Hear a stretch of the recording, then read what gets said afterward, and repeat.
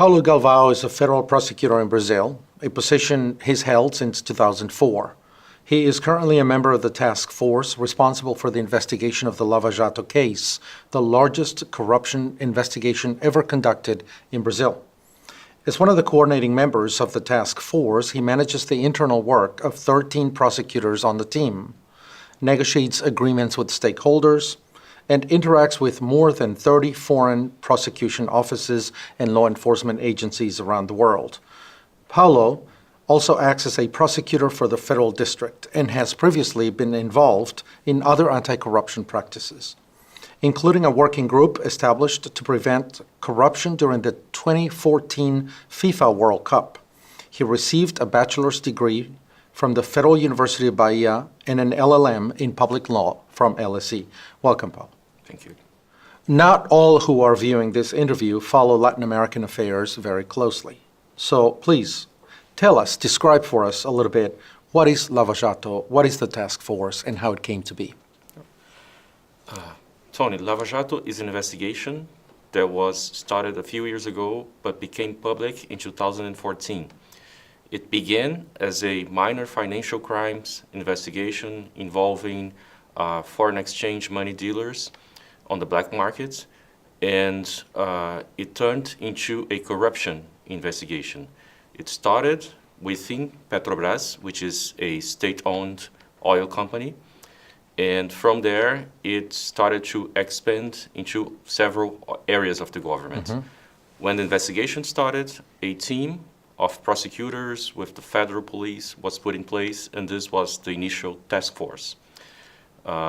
The task force began to gather experts from around the prosecution office with different expertises in order to face this great challenge that was coming ahead of us, which was this investigation. In the beginning, we were not aware of where it could go, what it could reach, but as soon as the investigations began to develop, we started to have a few cooperating defendants.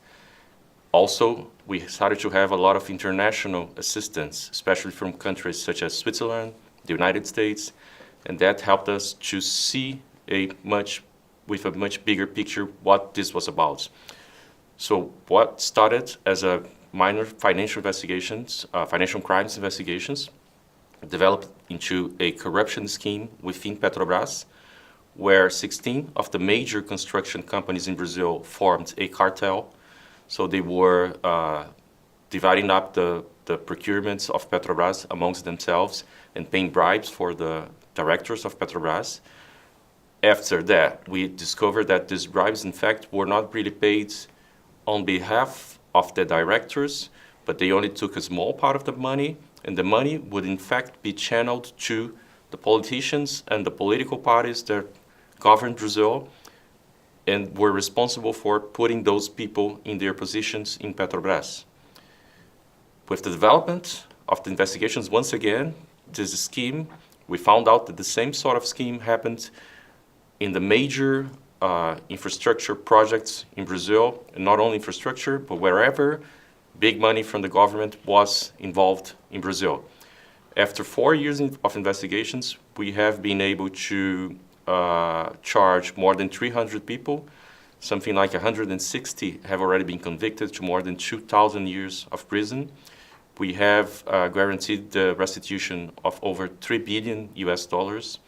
We have managed to bring back from outside of the country around $250 million, and this is all had never been seen before in Brazil. The investigation still goes on. It now has branches in several states of the country. We have reached not only the federal government, but state governments, municipalities, and also at least 11 other countries outside of Brazil have now developed their own investigations because of assistance that we have given in exchanging evidence with them. So it's one of those cases like you pull a thread and the whole fabric comes off. That's it. It's amazing how whenever we look into something, it just becomes something much bigger than we have ever thought. Very interesting. So corruption is clearly a challenge for Brazil then, and you've just demonstrated that that's the case. And so is for other Latin American countries. I mean, Brazil is not unique. It's not the only case. But from your vantage point as a federal prosecutor, why does corruption control deserve to be treated as a national priority? Is it a national priority? Should it be treated as a national priority, not just in Brazil, anywhere? It is. In Brazil, for sure, and I believe that all around the world it should. The matter with corruption is that you should not look only at the numbers, although the numbers are gigantic, but the amount of money that was diverted is one thing.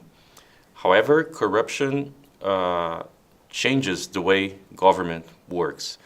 So what we saw in Brazil is that, for example, a lot of projects that maybe should not have been approved were approved because people were looking into how much money they could get out of that. On the other hand, the public services that are given by the state to the population, they are always damaged by corruption.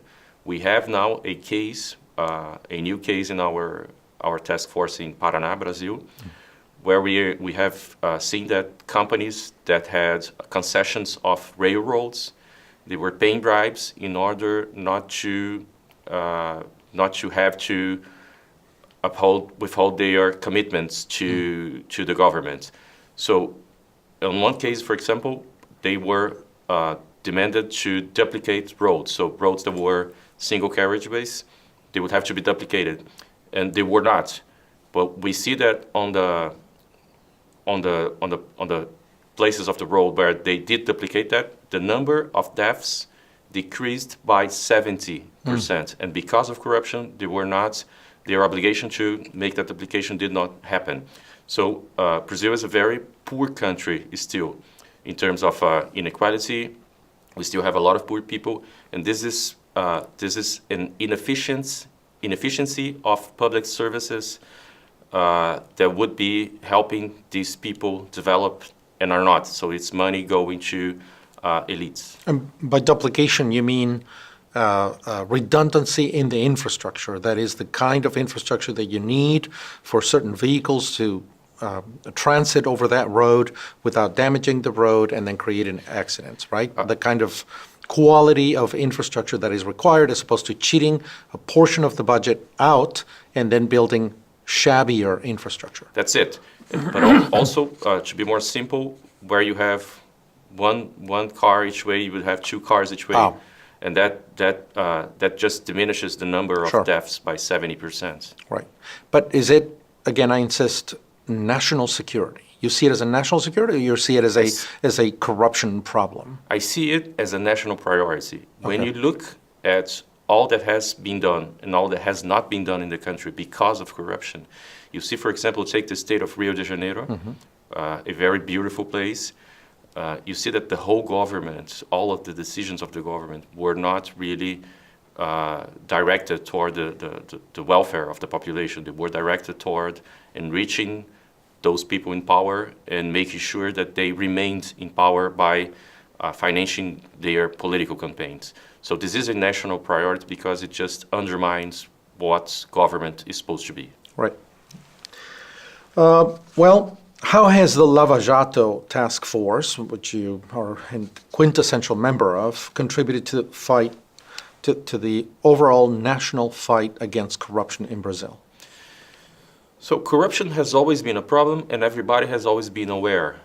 They have always had that idea in the back of Right. their minds that politicians are corrupt, but we had never been able to show and prove that. As This is we a have case in done. Latin America everywhere. Every Latin American has a sense that there's something wrong going on, That's whether it. in Argentina, in Mexico, in Central America, in Brazil, in Venezuela, and everywhere That's else. it. We've always had that sense, but it was not clear out in the open. So one of the main benefits that this case has brought is that it shed light on what really matters.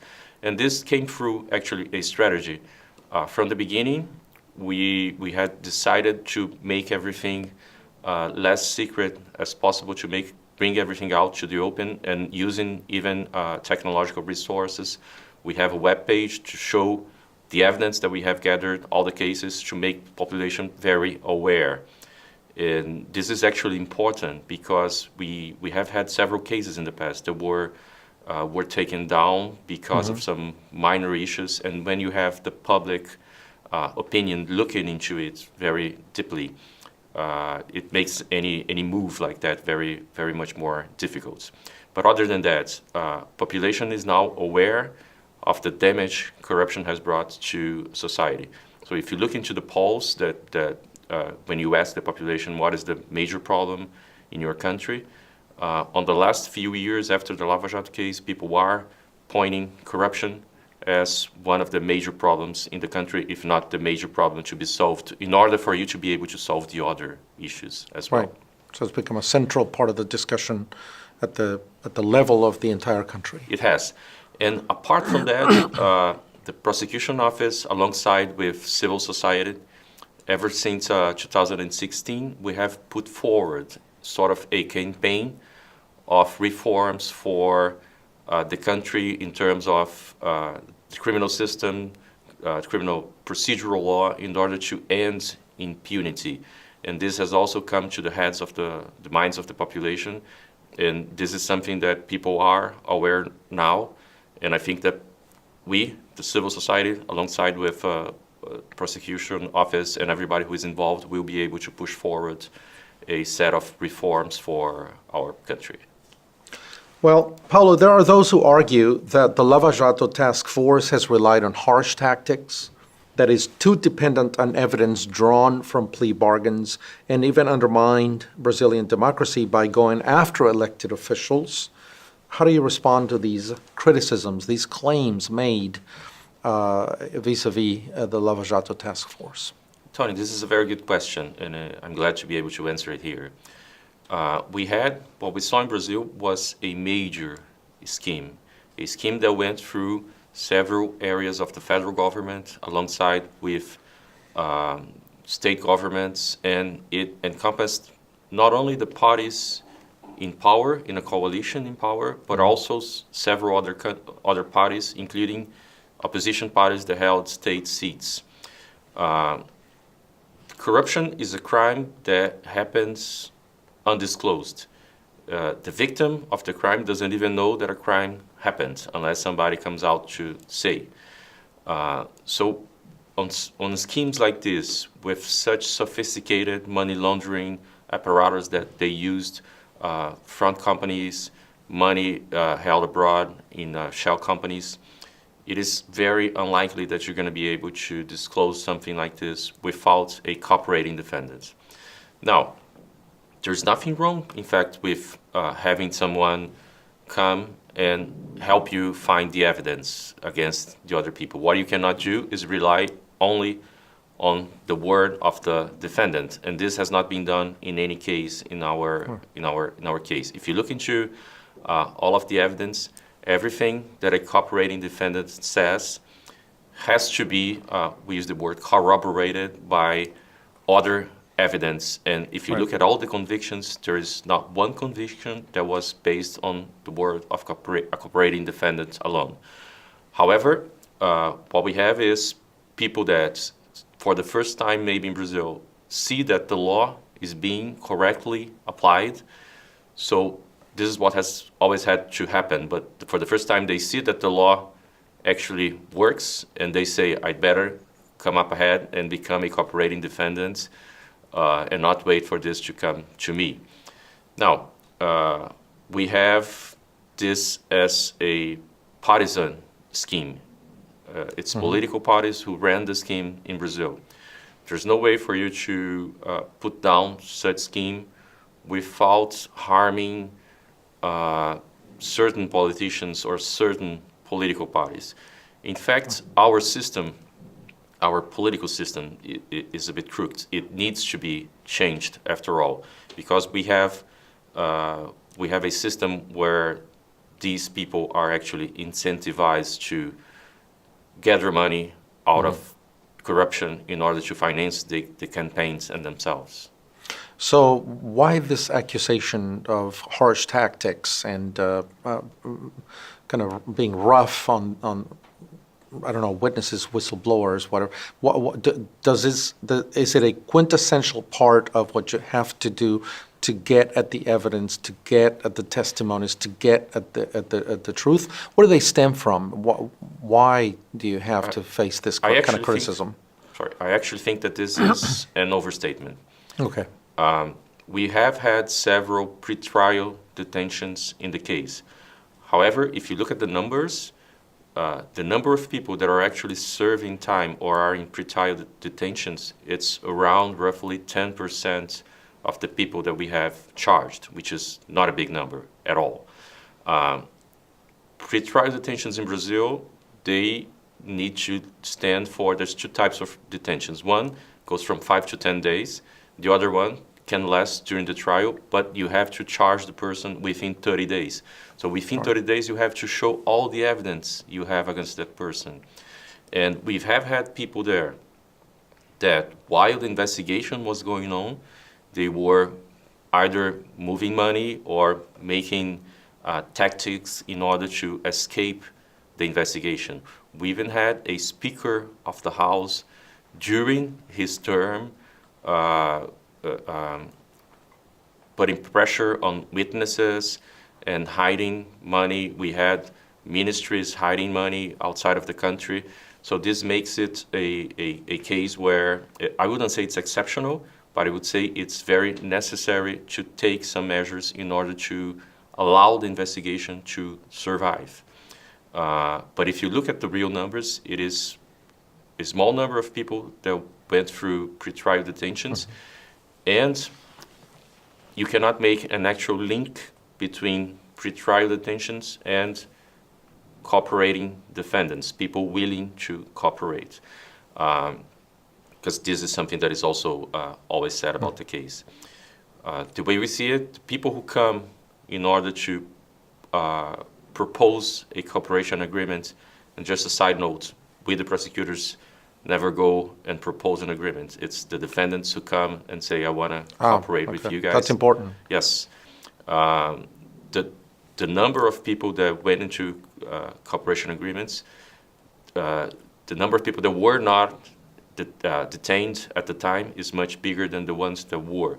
So what I want to say is that people come for a cooperation agreement not because they are going through pretrial detentions, but because they can see the strength of the evidence that has been gathered or that will be able to be gathered against them, and they take a step ahead and say, I want to be a cooperating And these plea defendant. bargains are very common even in the United States. Sure. I mean, some individuals who all of a sudden feel that the fire is getting too close come up and say, hey, I want to restitute that, I want to be a witness, and so on, in exchange for some sort of leniency in their case. So what is actually, I don't want to use the word force, but what is driving them towards becoming a cooperating defendant is not a harsh tactic or a pretrial detention. It's that for the first time, they see that the law is being applied and they are at risk. Right. Let me ask you another question. So controlling corruption cannot be the sole responsibility of the Lava Jato task force. Corruption is obviously a much greater problem than a task force or fighting a particular case, even if it has all sorts of ramifications here. So besides prosecuting criminals, what else do you think Brazil needs to do? What else is absolutely necessary if corruption is to be contained and fought successfully in the future? What's beyond Lava Jato? We actually like to say that this is a very important case for Brazil, but if things don't change in the country, this will be one successful case, but we don't know what's going to happen ahead of it. I believe that there's several other schemes of corruption not being investigated right now in the country. So I can speak of two pillars maybe of reforms that things have to change in the country. On one side, look at the impunity record in Brazil. At least before the Lava Jato case, we had some researchers, academic researchers, showing that out of the cases that came out of the corruption cases that actually came out, only 3% of them had any sort of conviction, whether criminal or civil or administrative. That means that the great mass of cases will not go through a trial and conviction. This has to change. This is pure impunity. So when you have the people who do not believe that the law can be applied to them, that they will go free, you will always have corruption unless you change that. So there is a set of criminal procedure and other sorts of reforms to our legislation that has been put forward by both the prosecution office, but afterwards by civil society by itself, and it's out there to be analyzed now by congressmen. On the other hand, the case has made it really clear that our political system does incentivize this sort of corruption that we have seen. We are a country with over 30 political parties sitting in Congress. And of course, none of them has a majority. And the way things have worked in the past is that the way things have been working is that for a party to enter a majority, they will form a coalition. However, this coalition has been formed under giving out positions in state-owned companies or ministries, wherever there is money, so that these people are then allowed to use those positions to generate money for the party and the politicians. Can you think of one instance of a particular lesson that you learned in Lava Jato that you think could be institutionalized as a law, as a procedure, as a regulation, as a political change or reform, as an agency, something that you learn from there that then could become an institution of the country and will make a difference? Well, we actually have a set of several proposals that could go that way. They range from changes in administration, openness, transparency. There is, of course, I've said the criminal and criminal procedural reform, whistleblower protection. So there's actually a set of a lot of reforms that could be passed in order to strengthen and to avoid what we had seen with the Lava Jato case. The matter with the financing of political campaigns is also crucial. It is very unlikely that someone would be able nowadays to run for a political position without gathering money from illegal sources. It seems like it's begun to change. We hope it changes. Really. Yeah, those are important because if you don't learn the lessons of the case and then institutionalize them, then everything you did will die with the case. I mean, some people will be punished, but in the end, the system itself will not have learned from the case itself. Last, one more question, if I may impose on your time. Sure. From your perspective, how can the international community support this important anti-corruption effort and campaign in Brazil? Tony, I think that for the first thing, to know what is going on in Brazil is very important, and to know from different perspectives and not taking only one perspective. In that sense, the event held here at Baker Hall was very important because it showed possibility for several countries to speak what is going on in their fields. Because this case provides a lot of political backlash, it is important to not only listen to the parties that are being investigated, but also to listen to the investigators. I think that public opinion and the support actually of the international academia is very important because we face the risk that some criticism that is made, actually some false criticism that is made, tends to be repeated and repeated and repeated outside of the country, and we face the risk of having an unfair view from outside of the country. So I believe that the correctness of the analysis that has been made is very important. Whenever we have something going on in Brazil, we have people from the political parties or from companies hiring a set of one of the companies investigated at the time had 40 press assistants to help them criticize the prosecutors inside and outside of the country, whereas we had 2 press assistants to help us point out our view of the case. So this is also very important. Yeah, right. Thank you very much. I don't Thank you, want to Tony. take more of your time. Thanks for coming to the Baker Institute and for talking to us about this important case that we hope will make a big difference, not just in Brazil, but in Latin America. Thank you very much. Thank you.